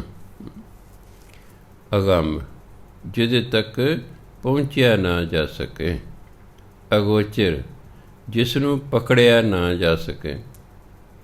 ਅਗੰਮ ਜਿਹਦੇ ਤੱਕ ਸਾਡੀ ਇੰਦਰੀਆਂ ਦੀ ਪਹੁੰਚ ਨਹੀਂ ਹੈ। ਅਗੋਚਰ ਜਿਹੜਾ ਇੰਦਰੀਆਂ ਰਾਹੀਂ ਪਕੜਿਆ ਨਹੀਂ ਜਾ ਸਕਦਾ। ਮਿਤ ਹੁੰਦਾ ਅੰਦਾਜ਼ਾ, ਅਤੇ ਉਹਦਾ ਅੰਦਾਜ਼ਾ ਵੀ ਨਹੀਂ ਕੋਈ ਲੱਗਦਾ। ਉਹ ਅਗੰਮ ਹੈ, ਉਹ ਅਪਹੁੰਚ ਹੈ, ਉਹ ਅਗੋਚਰ ਹੈ, ਉਹ ਅਪਕੜ ਹੈ। ਮਿਤ ਨਹੀਂ ਪਾਈ, ਉਹਦਾ ਅੰਤ ਨਹੀਂ ਕੋਈ ਪਾ ਸਕਦਾ। ਕਿਉਂਕਿ ਪਰਮਾਤਮਾ ਲਿਮਿਟਲੈਸ ਹੈ ਅਤੇ ਮਿਤ ਲਿਮਿਟ ਹੁੰਦੀ ਹੈ। ਜਿਹੜਾ ਲਿਮਿਟ ਦੇ ਵਿੱਚ ਹੈ ਉਸ ਨੂੰ ਅਸੀਂ ਪਾ ਸਕਦੇ ਹਾਂ। ਜਿਹੜਾ ਹੈ ਹੀ ਲਿਮਿਟਲੈਸ, ਹੱਦ ਬਣੇ ਤੋਂ ਪਾਰ ਹੈ, ਅਪਰੰਪਰ ਹੈ, ਉਹਨੂੰ ਨਹੀਂ ਪਾ ਸਕਦੇ। ਕਹਿੰਦੇ ਉਹਦੀ ਕੋਈ ਹੱਦ ਹੀ ਨਹੀਂ ਹੈ, ਉਹਦਾ ਕੋਈ ਅੰਤ ਹੀ ਨਹੀਂ, ਉਹਦਾ ਕੋਈ ਅੰਦਾਜ਼ਾ ਹੀ ਨਹੀਂ ਲੱਗ ਸਕਦਾ। ਆਪਣੀ ਕਿਰਪਾ ਕਰੇ ਤੂੰ ਲਹਿ ਮਿਲਾਈ। ਹੇ ਪਰਮਾਤਮਾ ਜੇ ਤੂੰ ਆਪਣੀ ਕਿਰਪਾ ਆਪ ਕਰੇ ਨਾ, ਫਿਰ ਤੂੰ ਜੀਵ ਨੂੰ ਆਪਣੇ ਨਾਲ ਮਿਲਾ ਲੈਂਦਾ ਹੈ। ਅਸੀਂ ਤਾਂ ਭਜਨ ਬੰਦਗੀ ਕਰਨੀ ਹੈ, ਪਰਮਾਤਮਾ ਨੇ ਕਿਰਪਾ ਕਰਕੇ ਸਾਨੂੰ ਆਪਣੇ ਨਾਲ ਮਿਲਾ ਲੈਣਾ ਹੈ। ਅਸੀਂ ਆਪ ਨਹੀਂ ਉਹਨੂੰ ਮਿਲ ਸਕਦੇ। ਅਸੀਂ ਉਹਦੀ ਭਜਨ ਬੰਦਗੀ ਕਰਦੇ ਮਿਲਣ ਲਈ। ਮਿਲਾਉਣਾ ਉਹਨੇ ਆਪ ਹੈ ਸਾਨੂੰ। ਜਦੋਂ ਜੀ ਕਰੇਗਾ ਸਾਨੂੰ ਆਪਣੇ ਨਾਲ ਮਿਲਾ ਲਏਗਾ। ਪੂਰੇ ਗੁਰ ਕੈ ਸ਼ਬਦ ਧਿਆਈਏ। ਪੂਰੇ ਗੁਰੂ ਨੇ ਜਿਹੜਾ ਸ਼ਬਦ ਦਿੱਤਾ ਨਾ ਗੁਰਮੰਤਰ, ਉਹਦੇ ਰਾਹੀਂ ਪਰਮਾਤਮਾ ਨੂੰ ਧਿਆਉਣਾ ਚਾਹੀਦਾ ਹੈ। ਹੁਣ ਸਾਨੂੰ ਸ਼ਬਦ ਮਿਲਦਾ ਹੈ ਵਾਹਿਗੁਰੂ। ਸੋ ਵਾਹਿਗੁਰੂ ਵਾਹਿਗੁਰੂ ਕਰੀ ਜਾਣਾ, ਇਹ ਪਰਮਾਤਮਾ ਨੂੰ ਧਿਆਉਣਾ ਹੈ। ਸ਼ਬਦ ਸੇਵ ਸੁਖ ਪਾਵਣਿਆ। ਇਹ ਗੁਰਮੰਤਰ ਰਾਹੀਂ ਪਰਮਾਤਮਾ ਦਾ ਸਿਮਰਨ ਕਰਕੇ ਸੁਖ ਦੀ ਪ੍ਰਾਪਤੀ ਹੁੰਦੀ ਹੈ। ਸ਼ਬਦ ਨਾਮ ਹੈ, ਸੇਵ ਕੇ ਸਿਮਰਨ ਕਰਕੇ ਸੁਖ ਪਾਵਣ। ਸੋ ਨਾਮ ਦਾ ਸਿਮਰਨ ਕਰਕੇ ਮਨੁੱਖ ਨੂੰ ਸੁੱਖ ਦੀ ਪ੍ਰਾਪਤੀ ਹੁੰਦੀ ਹੈ। ਸੁੱਖ ਕੱਕੇ ਨੌਕੜਾ ਸਦਾ ਰਹਿਣ ਵਾਲਾ ਸੁੱਖ। ਤਾਂ ਕਹਿੰਦੇ ਅਵਿਨਾਸ਼ੀ ਖੇਮ ਚਾਹੇ ਜੇ ਨਾਨਕ ਸਦਾ ਸਿਮਰ ਨਾਰਾਇਣ। ਅਵਿਨਾਸ਼ੀ ਖੇਮ ਸਦਾ ਰਹਿਣ ਵਾਲੀ ਖੁਸ਼ੀ। ਅਵਿਨਾਸ਼ੀ ਖੇਮ ਚਾਹੇ ਜੇ ਨਾਨਕ। ਹੇ ਇਨਸਾਨ, ਜੇ ਤੂੰ ਸਦਾ ਰਹਿਣ ਵਾਲੀ ਖੁਸ਼ੀ ਚਾਹੁੰਦਾ ਨਾ, ਸਦਾ ਸਿਮਰ ਨਾਰਾਇਣ, ਫਿਰ ਸਦਾ ਹੀ ਪਰਮਾਤਮਾ ਦਾ ਸਿਮਰਨ ਕਰ। ਜੇ ਤੂੰ ਸਦਾ ਹੀ ਖੁਸ਼ ਰਹਿਣਾ ਚਾਹੁੰਦਾ ਹੈ, ਸਦਾ ਹੀ ਸੁਖੀ ਰਹਿਣਾ ਚਾਹੁੰਦਾ, ਫਿਰ ਸਦਾ ਹੀ ਨਾਮ ਜਪ। ਜਿੰਨੇ % ਅਸੀਂ ਨਾਮ ਜਪਾਂਗੇ ਉਨੇ % ਹੀ ਸੁਖੀ ਹੋਵਾਂਗੇ। ਇਹ ਨਹੀਂ ਵੀ 10 ਮਿੰਟ ਵਾਹਿਗੁਰੂ ਕਰਕੇ ਕਈ ਅਸੀਂ 24 ਘੰਟੇ ਸੁਖੀ ਰਹੀਏ। ਸੋ ਗੁਰੂ ਮਹਾਰਾਜ ਕਹਿੰਦੇ ਰਸਨਾ ਗੁਣਵੰਤੀ ਗੁਣ ਗਾਵੈ, ਨਾਮ ਸਲਾਹੇ ਸੱਚੇ ਭਾਵੈ। ਗੁਰਮੁਖ ਸਦਾ ਰਹਿ ਰੰਗ ਰਾਤੀ, ਮਿਲ ਸੱਚੇ ਸੋਭਾ ਪਾਵਣਿਆ। ਰਸਨਾ ਗੁਣਵੰਤੀ ਗੁਣ ਗਾਵੇ। ਗੁਣਵੰਤੀ ਦੇ ਗੁਣਵਾਨ। ਜਿਹੜੀ ਰਸਨਾ ਗੁਣਵਾਨ ਹੈ ਉਹੀ ਪਰਮਾਤਮਾ ਦੇ ਗੁਣ ਗਾਉਂਦੀ ਹੈ। ਔਗਣਿਆਰਾ ਬੰਦਾ ਤੇ ਗਾਉਂਦਾ ਹੀ ਨਹੀਂ ਪਰਮਾਤਮਾ ਨਾਮ। ਗੁਣਵਾਨ ਬੰਦਾ ਹੀ ਪਰਮਾਤਮਾ ਦਾ ਨਾਮ ਜਪਦਾ ਹੈ। ਚੋਰ, ਡਾਕੂ, ਲਟੇਰੇ, ਠੱਗ, ਬਦਮਾਸ਼ ਇਹ ਪਰਮਾਤਮਾ ਨਾਮ ਨਹੀਂ ਜਪਦੇ, ਤਾਂ ਔਗਣਿਆਰੇ ਨੇ। ਜਿਹੜੀ ਰਸਨਾ ਗੁਣਵੰਤੀ ਹੈ ਉਹ ਪਰਮਾਤਮਾ ਦੇ ਗੁਣ ਗਾਉਂਦੀ ਹੈ। ਨਾਮ ਸਲਾਹੇ, ਉਹ ਪਰਮਾਤਮਾ ਦਾ ਨਾਮ ਜਪਦੀ ਹੈ। ਨਾਮ ਰਹੀ ਪਰਮਾਤਮਾ ਨੂੰ ਸਲਾਹੁੰਦੀ ਹੈ। ਸੱਚੇ ਭਾਵੈ, ਉਹ ਰਸਨਾ ਪਰਮਾਤਮਾ ਨੂੰ ਚੰਗੀ ਲੱਗਦੀ ਹੈ। ਸੱਚੇ ਪਰਮਾਤਮਾ ਨੂੰ ਉਹ ਰਸਨਾ ਜਿਹੜੀ ਨਾਮ ਜਪਦੀ ਹੈ, ਜਿਹੜੇ ਪਰਮਾਤਮਾ ਦੇ ਗੁਣ ਗਾਉਂਦੀ ਹੈ, ਉਹ ਪਰਮਾਤਮਾ ਨੂੰ ਚੰਗੀ ਲੱਗਦੀ ਹੈ। ਗੁਰਮੁਖ ਸਦਾ ਰਹਿ ਰੰਗ ਰਾਤੀ, ਉਹ ਗੁਰੂ ਦੇ ਰਾਹੀਂ ਸਦਾ ਹੀ ਰੱਬੀ ਪਿਆਰ ਵਿੱਚ ਰੰਗੀ ਰਹਿੰਦੀ ਹੈ। ਕੌਣ? ਰਸਨਾ। ਉਹ ਗੁਰੂ ਰਾਹੀਂ ਸਦਾ ਹੀ ਰੱਬੀ ਪਿਆਰ 'ਚ ਰੰਗੀ ਰਹਿੰਦੀ ਹੈ। ਮਿਲ ਸੱਚੇ ਸੋਭਾ ਪਾਵਨੇ, ਅਤੇ ਪਰਮਾਤਮਾ ਨੂੰ ਮਿਲ ਕੇ ਸੋਭਾ ਪ੍ਰਾਪਤ, ਵਡਿਆਈ ਮਿਲਦੀ ਹੈ। ਸਾ ਰਸਨਾ ਧਨ ਧਨ ਹੈ ਮੇਰੀ ਜਿੰਦੜੀਏ, ਜੋ ਹਰ ਗੁਣ ਗਾਵੇ ਰਾਮ। ਇਸ ਤਰ੍ਹਾਂ ਦੇ ਲਾਈਨ, ਜੋ ਰਸਨਾ ਜਿਹੜੀ ਹਰੀ ਦੇ ਗੁਣ ਗਾਉਂਦੀ ਹੈ ਉਹ ਧਨ ਹੈ, ਉਹ ਧਨ। ਇਸ ਲਈ ਉਹ ਹੱਥ ਧਨ ਨੇ ਜਿਨ੍ਹਾਂ ਨਾਲ ਪਰਮਾਤਮਾ ਦੇ ਗੁਰੂ ਦੀ ਸੇਵਾ ਕੀਤੀ ਜਾਂਦੀ ਹੈ। ਉਹ ਪੈਰ ਧਨ ਨੇ ਜਿਹੜੇ ਚੱਲ ਕੇ ਸਤ ਸੰਗਤ 'ਚ ਜਾਂਦੇ ਨੇ। ਉਹ ਅੱਖਾਂ ਧਨ ਨੇ ਜਿਹੜੇ ਗੁਰੂ ਦੇ ਦਰਸ਼ਨ ਕਰਦੀਆਂ ਨੇ। ਉਹ ਕੰਨ ਧਨ ਨੇ ਜਿਹੜੇ ਪਰਮਾਤਮਾ ਦੀ ਵਡਿਆਈ ਸੁਣਦੇ ਨੇ। ਉਹ ਮੁੱਖ ਧਨ ਹੈ ਜਿਹੜਾ ਪਰਮਾਤਮਾ ਦਾ ਨਾਮ ਜਪਦਾ ਹੈ। ਸੋ ਇਸ ਲਈ ਸਾਰੇ ਸਰੀਰ ਨੂੰ ਪਰਮਾਤਮਾ ਦੀ ਵਡਿਆਈ 'ਚ ਵਰਤਣਾ ਚਾਹੀਦਾ ਹੈ। ਇਹ ਸਰੀਰ ਨਾਲ ਉਹੀ ਕੰਮ ਕਰਨੇ ਨੇ ਜਿਹੜੇ ਗੁਰੂ ਨੂੰ ਚੰਗੇ ਲੱਗਦੇ ਹਨ। ਸੋ ਇਸ ਲਈ ਗੁਰੂ ਮਹਾਰਾਜ ਕਹਿੰਦੇ ਮਨਮੁਖ ਕਰਮ ਕਰੇ ਅਹੰਕਾਰੀ। ਇਹਨੂੰ ਅਹੰਕਾਰੀ ਨਹੀਂ ਬੋਲਣਾ। ਆੜਾ ਵਿਰੋਧੀ ਸ਼ਬਦ ਲਈ ਨਹੀਂ ਹੈ, ਇਹ ਇੱਕੋ ਸ਼ਬਦ ਹੈ। ਸੰਸਕ੍ਰਿਤ ਦਾ ਸ਼ਬਦ ਹੈ ਅਹਮ। ਆੜਾ ਹਾਹਾ ਮਮਾ ਸ਼ਬਦ ਹੈ ਅਹਮ। ਹੰਕਾਰ ਨੂੰ ਕਹਿੰਦੇ ਨੇ ਸੰਸਕ੍ਰਿਤ ਅਹਮ। ਅਹੰਕਾਰੀ ਜਿਹੜਾ ਹੰਕਾਰ ਕਰੇ, ਜਿਸ ਬੰਦੇ ਹੰਕਾਰ ਹੋਵੇ ਨਾ ਉਹਨੂੰ ਕਹਿੰਦੇ ਅਹੰਕਾਰੀ। ਪੰਜਾਬੀ 'ਚ ਹੰਕਾਰੀ ਸਿੱਧਾ ਹੀ ਹੈ, ਉਹ 'ਚ ਪੰਜਾਬੀ 'ਚ ਆੜਾ ਨਹੀਂ ਲੱਗਦਾ, ਸਿੱਧੇ ਹੰਕਾਰੀ ਲਿਖਦਾ ਹੈ। ਬਈ ਬੰਦਾ ਬੜਾ ਹੰਕਾਰੀ ਹੈ। ਇਹ ਸੰਸਕ੍ਰਿਤ ਸ਼ਬਦ ਹੈ ਅਹੰਕਾਰੀ। ਆੜੇ ਦਲਾਵਾਂ ਨਾਲ ਬਿੰਦੀ ਹਾਹਾ ਅਹੰਕਾਰੀ। ਮਨਮੁਖ ਕਰਮ ਕਰੇ ਅਹੰਕਾਰੀ, ਜੂਐ ਜਨਮ ਸਭ ਬਾਜ਼ੀ ਹਾਰੀ। ਬਾਜ਼ੀ ਜੱਜੇ ਦੇ ਪੈਰੀ ਬਿੰਦੀ ਲਾ ਕੇ ਪੜ੍ਹਨਾ। ਜੂਐ ਜਨਮ ਸਭ ਬਾਜ਼ੀ ਹਾਰੀ, ਅੰਤਰ ਲੋਭ ਮਹਾਂ ਗੁਬਾਰਾ। ਫਿਰ ਆਵਣ ਜਾਵਣਿਆ। ਜਿਹੜਾ ਮਨਮੁਖ ਹੈ ਇਹ ਹੰਕਾਰ ਚਾ ਕੇ ਕਰਮ ਕਰਦਾ ਹੈ। ਹੰਕਾਰ ਚਾ ਕੇ ਕੋਈ ਵੀ ਤੁਸੀਂ ਧਾਰਮਿਕ ਕਰਮ ਕਰਨ ਨੂੰ ਫਲ ਨਹੀਂ ਲੱਗਦਾ। ਹੰਕਾਰ 'ਚ ਆ ਕੇ ਤੁਸੀਂ ਕੋਈ ਵੀ ਧਾਰਮਿਕ ਕਰਮ ਕਰੋ ਉਹਨੂੰ ਫਲ ਨਹੀਂ ਲੱਗਦਾ। ਤੀਰਥ ਇਸ਼ਨਾਨ ਕਰਕੇ ਹੰਕਾਰ ਕਰਦਾ, ਮੈਂ ਤੀਰਥ ਇਸ਼ਨਾਨ ਕਰਕੇ, ਯਾਰ ਤੁਸੀਂ ਕਦੇ ਜਾਂਦੇ ਹੀ ਨਹੀਂ ਹੈਗੇ। ਉਹ ਗਿਆ, ਮੈਂ ਤੀਰਥ ਇਸ਼ਨਾਨ ਕੀਤਾ। ਤੀਰਥ ਬਰਤਰ ਦਾਨ ਕਰ, ਮਨ ਮੈਂ ਧਰੈ ਗੁਮਾਨ, ਨਾਨਕ ਨੇਫਲ ਜਾਤੇ ਜਿਉਂ ਕੁੰਚਰ ਇਸ਼ਨਾਨ।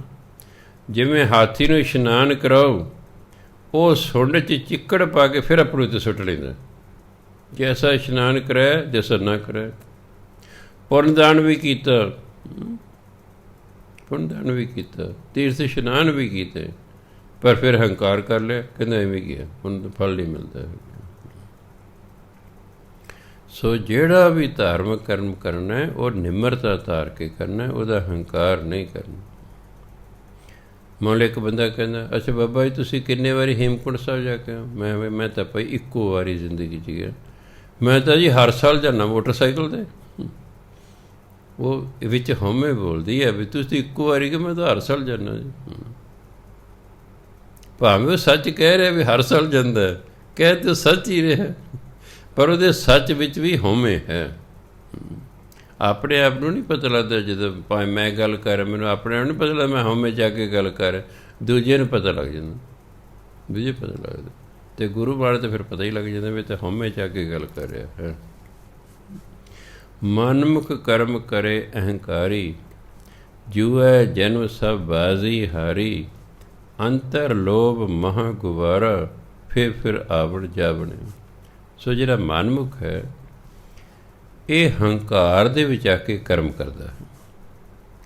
ਐਂ ਸਮਝੋ ਜੂਐ ਜਨਮ ਸਭ ਬਾਜ਼ੀ ਹਾਰੀ, ਇਹਨੇ ਸਮਝੋ ਸਾਰਾ ਮਨੁੱਖਾ ਜੀਵਨ ਜੂਏ 'ਚ ਹੀ ਹਾਰਦਾ। ਜਿਵੇਂ ਜੂਏ 'ਚ ਆਪਾਂ ਹਾਰ ਜਾਈਏ, ਜਿਵੇਂ ਯੁਧਿਸ਼ਟਰ ਸਾਰਾ ਕੁਛ ਹੀ ਜੂਏ 'ਚ ਹਾਰ ਗਿਆ, ਰਾਜ ਭਾਗ ਹਾਰ ਗਿਆ ਹੈ, ਮਹਿਲ ਮਾੜੀਆਂ ਹਾਰ ਗਿਆ ਹੈ, ਸਭ ਘੋੜੇ ਹਾਥੀ ਸਭ ਹਾਰ ਗਿਆ ਹੈ, ਸੈਨਾ ਹਾਰ ਗਿਆ ਹੈ, ਇੱਥੋਂ ਤੱਕ ਕਿ ਆਪਣੀ ਪਤਨੀ ਵੀ ਹਾਰ ਗਿਆ।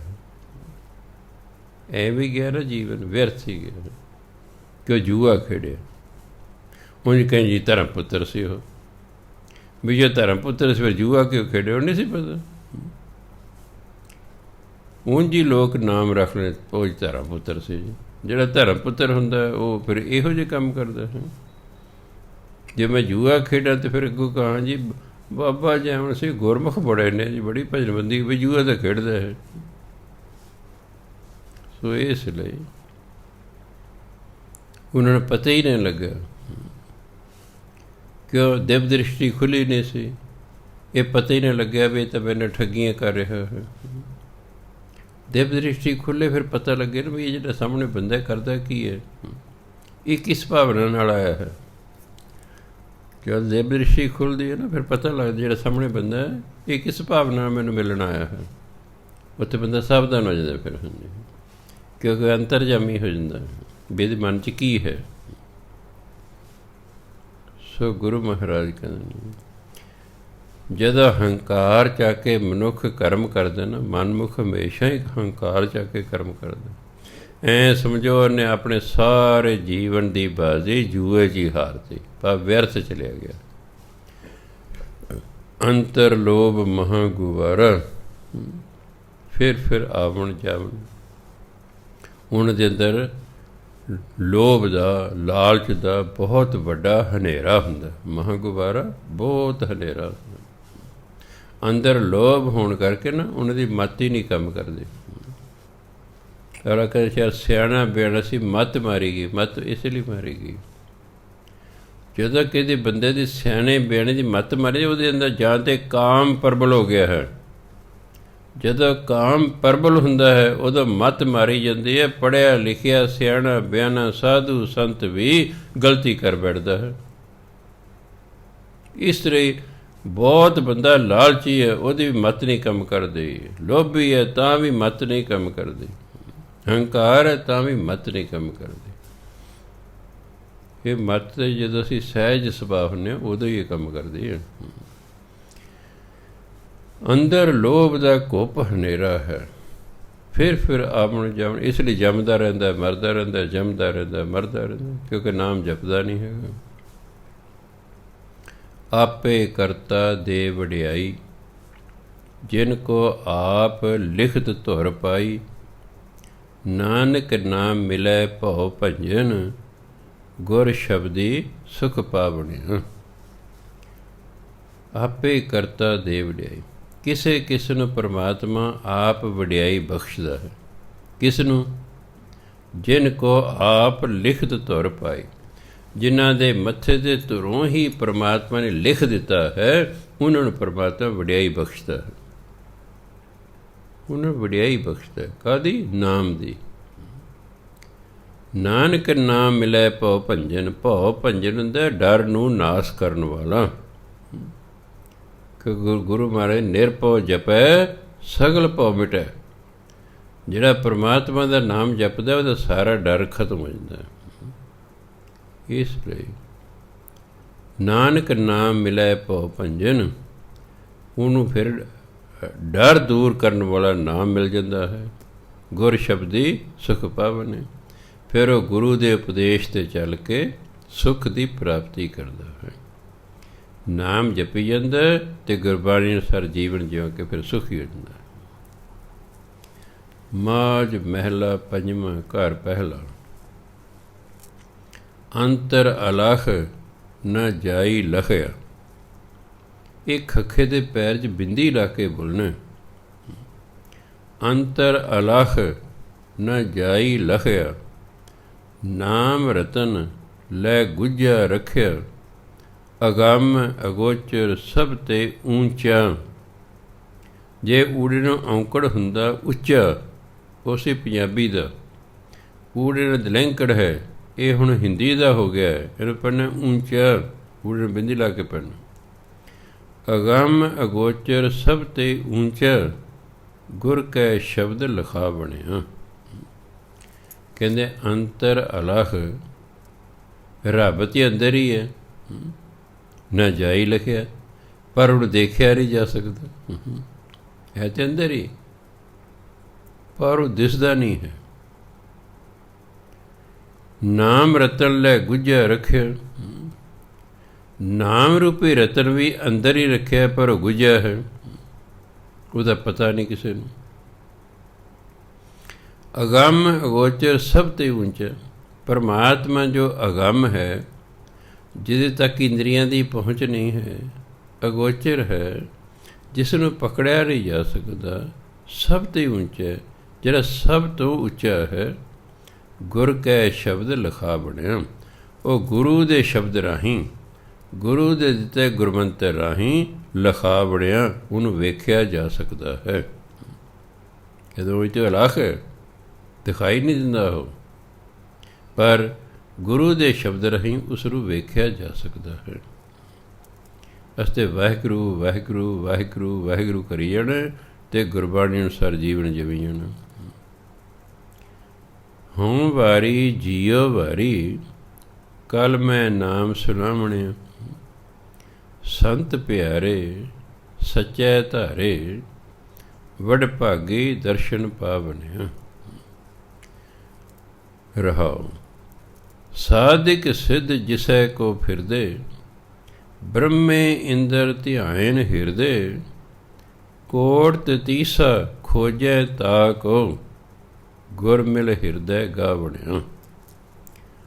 ਕਹਿੰਦੇ ਹਉ ਵਾਰੀ ਜੀਓ ਵਾਰੀ, ਮੈਂ ਉਹਨਾਂ ਤੋਂ ਜਿੰਦ ਵਾਰਦਾ ਹਾਂ। ਕਿਹਨਾਂ ਤੋਂ? ਕੱਲ ਮੈਂ ਨਾਮ ਸੁਣਾਵਣਿਆ। ਜਿਹੜੇ ਕਾਲਯੁਗ ਦੇ ਵਿੱਚ ਨਾਮ ਜਪਦੇ ਨੇ, ਜਿਹੜੇ ਕਾਲਯੁਗ 'ਚ ਨਾਮ ਜਪਦੇ ਨੇ ਅਤੇ ਦੂਜਿਆਂ ਨੂੰ ਸੁਣਾਉਂਦੇ ਨੇ, ਕਹਿੰਦੇ ਮਨ ਤਾਂ ਬਲਿਹਾਰ ਜਾਂਦਾ। ਕਿਉਂਕਿ ਨਾਮ ਜਪਣ ਨੂੰ ਸਭ ਤੋਂ ਔਖਾ ਕੰਮ ਗਿਣਿਆ ਗਿਆ ਹੈ। ਸੰਸਾਰ ਦੇ ਸਾਰੇ ਕੰਮਾਂ 'ਚੋਂ ਔਖਾ ਕੰਮ ਹੈ ਨਾਮ ਜਪਣਾ। ਤਾਂ ਹੀ ਗੁਰਬਾਣੀ ਨੇ ਆਖਣ ਔਖਾ ਸਾਚਾ ਨਾਮ। ਗੁਰੂ ਮਹਾਰਾਜ ਇਸ ਗੱਲ ਨੂੰ ਮੰਨਦੇ ਨੇ ਕਿ ਪਰਮਾਤਮਾ ਦਾ ਨਾਮ ਜਪਣਾ ਬਹੁਤ ਔਖਾ ਹੈ। ਜੇ ਸੌਖਾ ਤਾਂ ਫਿਰ ਸਾਰੇ ਜਪ ਲੈਂਦੇ। ਤੁਸੀਂ ਕਿ ਔਖਾ ਕਿ ਇਹ ਕੋਈ ਹਿਸਾਬ ਦਾ ਸਵਾਲ ਹੈ ਵੀ ਜਿਹੜਾ ਔਖਾ ਹੈ? ਵਾਹਿਗੁਰੂ ਵਾਹਿਗੁਰੂ ਕਰਨਾ ਦੇਖੋ ਨਾ ਤਾਂ ਸੌਖਾ ਹੀ ਹੈ ਵੀ। ਇਹ ਕਿਹੜਾ ਕੋਈ ਐਸਾ ਵੀ ਜਿਹਦੀ ਸਮਝ ਨਹੀਂ। ਵਾਹਿਗੁਰੂ ਵਾਹਿਗੁਰੂ ਵਾਹਿਗੁਰੂ ਕਰਨਾ, ਲੈ ਕਰਨ ਲੱਗ ਜਾਓ, ਨੀਂਦ ਆ ਜਾਣੀ ਸ਼ੁਰੂ ਹੋ ਜਾਏਗੀ। ਉਂਝ ਲੱਗਦਾ ਵਾਹਿਗੁਰੂ ਕਰਨਾ ਕੀ ਔਖਾ। ਜਦੋਂ ਕਰਦਾ ਉਬਾਸੀਆਂ ਆਉਂਦੀਆਂ, ਨੀਂਦ ਆਉਂਦੇ, ਭਾਂਤ ਦੇ ਖਿਆਲ ਆਉਂਦੇ ਨੇ। ਇੱਕ ਬੀਬੀ ਨੂੰ ਮੈਂ ਦਿੱਤਾ, ਮੈਂ 1 ਘੰਟਾ ਜੀ ਮੂਲ ਮੰਤਰ ਤੁਸੀਂ ਜਾਪ ਕਰਨਾ। ਕਹੇ ਜੀ ਮੈਨੂੰ ਤਾਂ ਚੱਕਰ ਆਉਣੇ ਸ਼ੁਰੂ ਹੋ ਗਏ। ਫਿਰ ਕਦੇ ਜੇ ਪੌਣਾ 1 ਘੰਟਾ ਕੇ ਚੱਕਰ ਆਉਣੇ ਸ਼ੁਰੂ ਹੋ ਗਏ। ਔਖੀ ਸੌਖੀ ਬੈਠੀ ਰਹੀ ਮੈਂ, ਫਿਰ ਮੈਨੂੰ ਉਲਟੀਆਂ ਸ਼ੁਰੂ ਹੋ ਗਈਆਂ। ਇਹ ਬੜਾ ਔਖਾ ਕੰਮ ਹੈ। ਇਹ ਸੌਖਾ ਦੇਖਣ ਨੂੰ ਕੀ ਔਖਾ, ਵਾਹਿਗੁਰੂ ਕਰਨਾ। ਅੱਜ ਹੀ ਵਿਚਾਰੀ ਨੂੰ ਉਹਨੂੰ ਦਿੱਤਾ ਪਾਠ, ਕੋਈ ਕੰਮ ਸੀ ਉਹਦਾ, ਮੈਂ ਯਾਦ ਕਰੋ। ਅਤੇ ਕੱਲ੍ਹ ਦਿੱਤਾ ਅਤੇ ਅੱਜ ਉਹਦਾ ਟੈਲੀਫੋਨ ਆ ਗਿਆ, ਬਾਬਾ ਜੀ ਇਹ ਤਾਂ ਬੜਾ ਔਖਾ ਕੰਮ ਹੈ। ਮੈਂ ਜੀ ਕੋਈ ਗੱਲ ਨਹੀਂ, ਆਪਾਂ ਨੂੰ ਆਦਤ ਨਹੀਂ ਹੈ। ਅਵਾਰਾ ਗਰਦ ਸਾਡਾ ਮਨ ਹੈ, ਜਦੋਂ ਇਹਨੂੰ ਅਸੀਂ ਬਿਠਾਉਂਦੇ ਹਾਂ ਇਸ ਤਰ੍ਹਾਂ ਕਰਦਾ ਹੈ। ਇਹ ਤੁਹਾਨੂੰ ਭਜਾਉਂਦਾ ਹੈ ਵੀ ਹਾਂ ਚੱਕਰ ਲਿਆ ਤੇ ਉਲਟੀ ਲਿਆਤੀ, ਦਿਲ ਕੱਚਾ ਕਰਤਾ, ਮੈਂ ਕੋਈ ਲੱਗੇ ਰਹੋ ਲਈ ਠੀਕ ਹੋ ਜਾਏਗਾ। ਸੋ ਇਸ ਲਈ ਇਹ ਬਹੁਤ ਔਖਾ ਕੰਮ। ਇੱਕ ਬੀਬੀ ਕਹਿੰਦੀ ਬਾਬਾ ਜਦੋਂ ਨਾਮ ਨਹੀਂ ਨਾ ਜਪਦੇ ਉਦੋਂ ਨਹੀਂ ਬਹੁਤੇ ਖਿਆਲ ਆਉਂਦੇ, ਜਦੋਂ ਨਾਮ ਜੇ ਭਾਂਤ ਕਦੇ ਖਿਆਲ ਆ ਜਾਂਦੇ। ਮੈਂ ਜੀ ਜਿਵੇਂ ਰੂੜੀ ਹੋਵੇ ਨਾ, ਆਪਾਂ ਨੂੰ ਨਾ ਫਰੋਲੀਏ ਅਤੇ ਰੂੜੀ ਕੋਲ ਲੰਘੀਏ ਅਤੇ ਘੱਟ ਬਦਬੂ ਆਉਂਦੀ, ਪਰ ਜੇ ਆਪਾਂ ਰੂੜੀ ਫਰੋਲਦੀ ਦੇਖੋ ਕਿੰਨੀ ਸੜਿਆਣ ਆਉਂਦੀ ਹੈ। ਇਸ ਤਰ੍ਹਾਂ ਸਾਡੇ ਅੰਦਰ ਜਿਹੜੀ ਰੂੜੀ ਲੱਗੀ ਹੋਈ ਹੈ ਨਾ, ਕਾਮ ਕ੍ਰੋਧ ਲੋਭ ਮੋਹ ਹੰਕਾਰ ਦੀ, ਜਦੋਂ ਅਸੀਂ ਬਾਣੀ ਪੜ੍ਹਦੇ ਨਾਮ ਜਪਦੇ ਨਾ, ਉਹ ਫਰੋਲਦੇ ਰੂੜੀ ਨੂੰ, ਉਹਦੀ ਫਿਰ ਹਵਾ ਉੜ ਚੜ੍ਹਦੀ ਹੈ। ਇਹਦੀ ਭਾਂਤ ਦੇ ਖਿਆਲ ਆਉਂਦੇ ਨੇ। ਜਦੋਂ ਸਾਰੀ ਰੂੜੀ ਫਰੋਲੀ ਜਾਏਗੀ ਨਾ, ਫਿਰ ਬਦਬੂ ਹਟ ਜਾਏਗੀ। ਫਿਰ ਤਾਂ ਅਸੀਂ ਉਹ ਕੂੜਾ ਜਿਹਾ ਸੁੱਕਾ ਹੈ ਉਹੀ ਬਾਹਰ ਕੱਢਣਾ ਹੈ।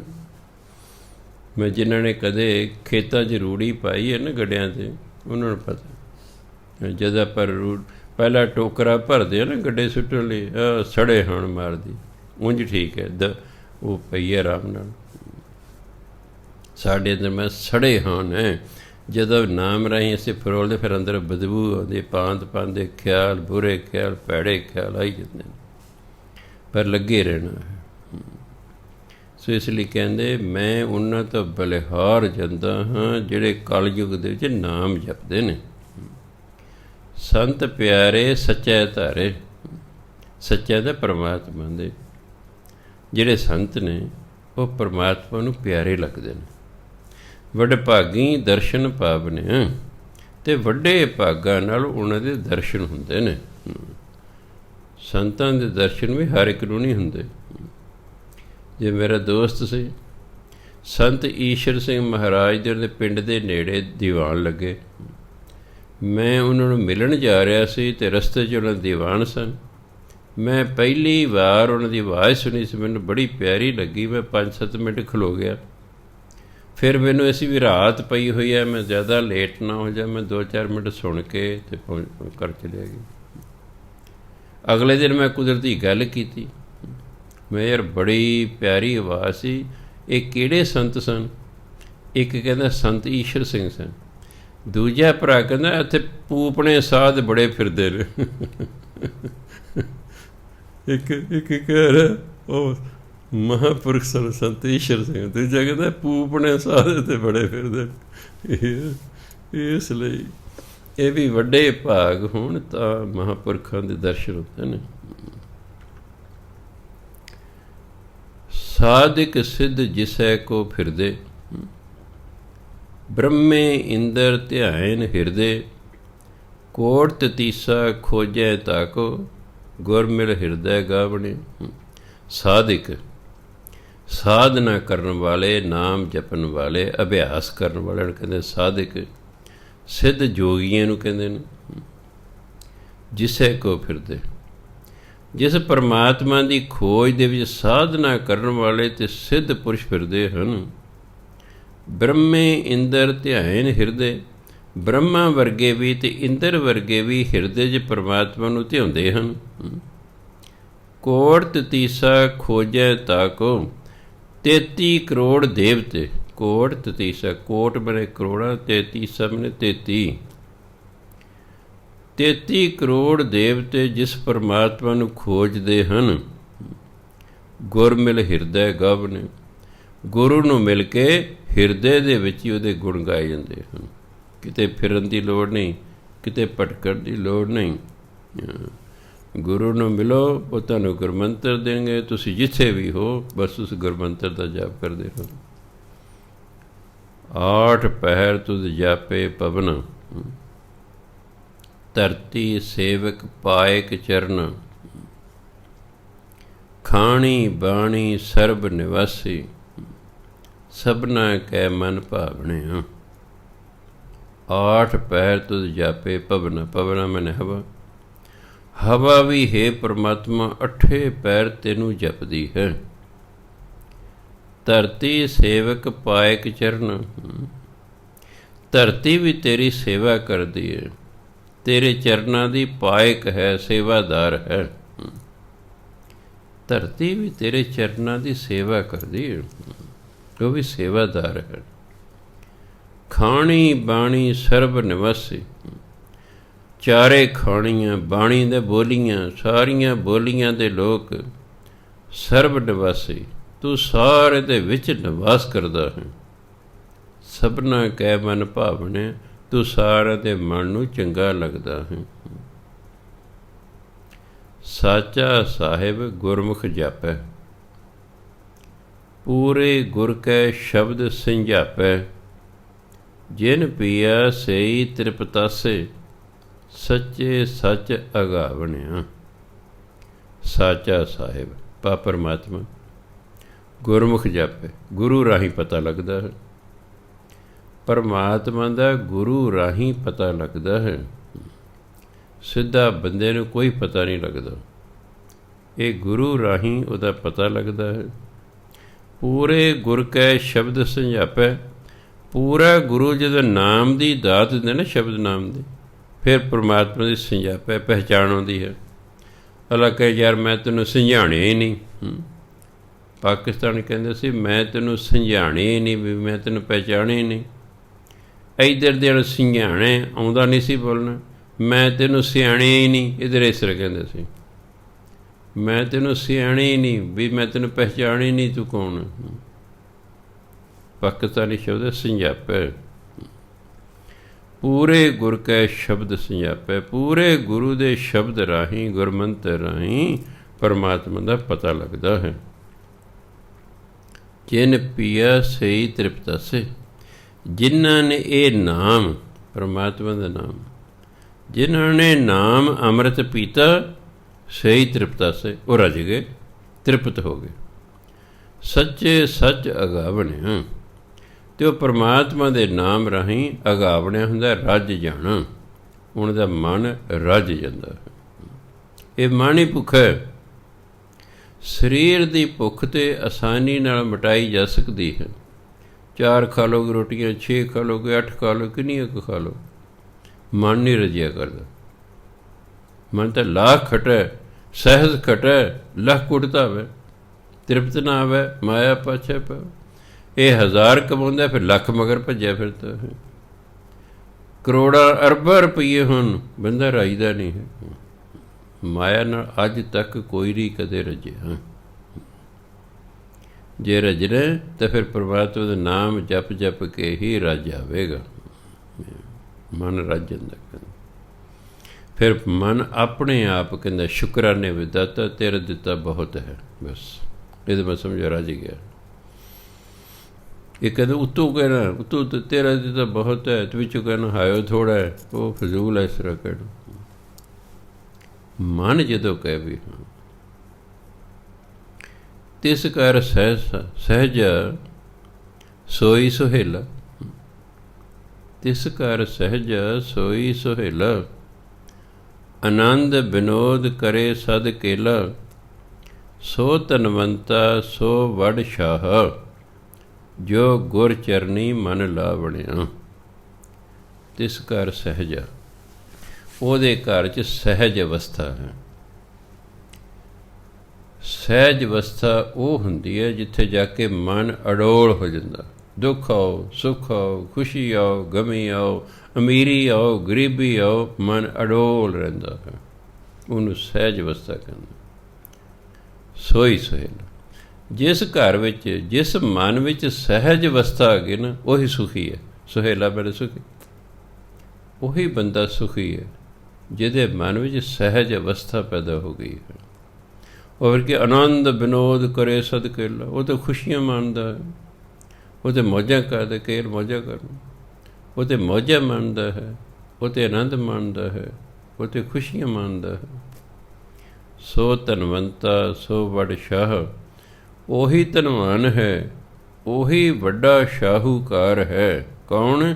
ਜੋ ਗੁਰ ਚਰਨੀ ਮਨ ਲਾ ਬਣਿਆ, ਜਿਹੜਾ ਗੁਰੂ ਦੇ ਚਰਨਾਂ ਨਾਲ ਮਨ ਜੋੜ ਲੈਂਦਾ ਹੈ। ਅਤੇ ਗੁਰੂ ਦੇ ਚਰਨੇ ਆ ਗੁਰੂ ਦੀ ਬਾਣੀ, ਗੁਰੂ ਦਾ ਦਿੱਤਾ ਨਾਮ, ਜਿਹੜਾ ਬਾਣੀ ਨਾਲ ਅਤੇ ਨਾਮ ਨਾਲ ਮਨ ਜੋੜ ਲੈਂਦਾ ਨਾ, ਕਹਿੰਦੇ ਬਸ ਉਹੀ ਅਸਲ ਧਨਵਾਨ ਹੈ, ਉਹੀ ਅਸਲ 'ਚ ਸ਼ਾਹੂਕਾਰ ਹੈ। ਸਤਿਕਾਰਯੋਗ ਸਾਧ ਸਿੰਘ, ਸਮਾਂ ਹੋ ਗਿਆ। ਵਾਹਿਗੁਰੂ ਜੀ ਕਾ ਖਾਲਸਾ, ਵਾਹਿਗੁਰੂ ਜੀ ਕੀ ਫਤਿਹ।